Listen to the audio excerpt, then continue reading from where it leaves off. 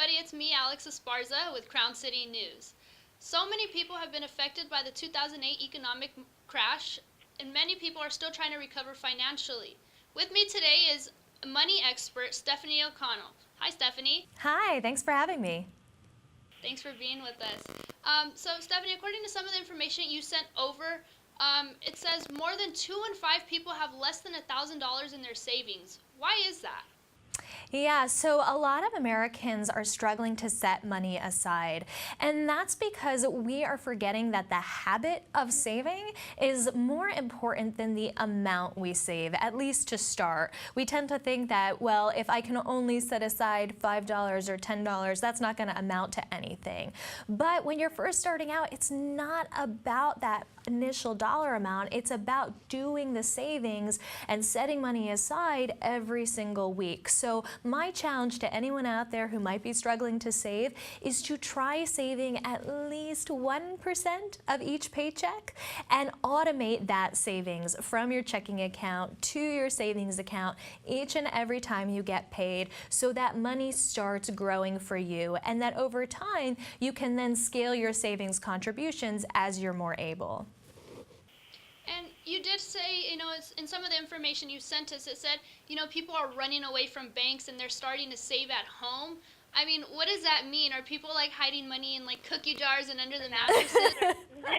Yeah, under the mattress, right?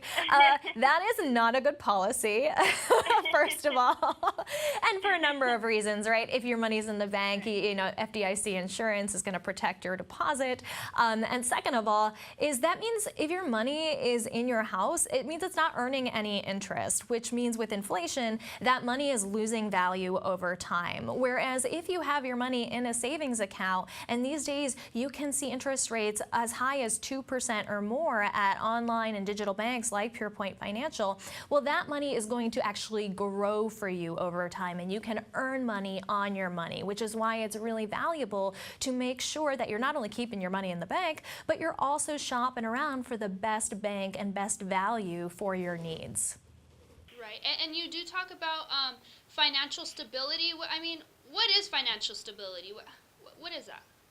So financial stability is that feeling of peace of mind that you're not only able to meet your essential living expenses, but that if something unexpected comes up, like you don't get a paycheck for 6 weeks like we saw earlier this year, that you're going to be okay, that you're not going to have to fall into debt, that you're going to be able to pay for an emergency if it comes up, and that you're going to be able to meet your goals, like, taking a vacation without having to rely on debt. And the only way to really do that is establish a consistent savings practice.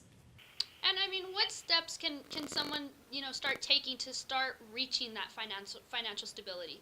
So the thing you want to do is take a look at your full financial picture. And from there, you can look at both sides of the financial equation, both the expense side, if you're living paycheck to paycheck. Are there places in your expenses where you can temporarily reduce an expense or remove an expense? If you're not using an old magazine subscription, for example, can you cancel that, or a cable subscription? That way you can free up more money for your savings. And then on the other side of the equation, we have the income side, and that's something we don't want to overlook either. So if we can negotiate a raise, if we can improve our skill set such that we can command a promotion and earn a higher salary, if we can take on a side job or overtime hours to bring in extra income, again, that's going to free up more funds so that we can save and start getting more financial stability.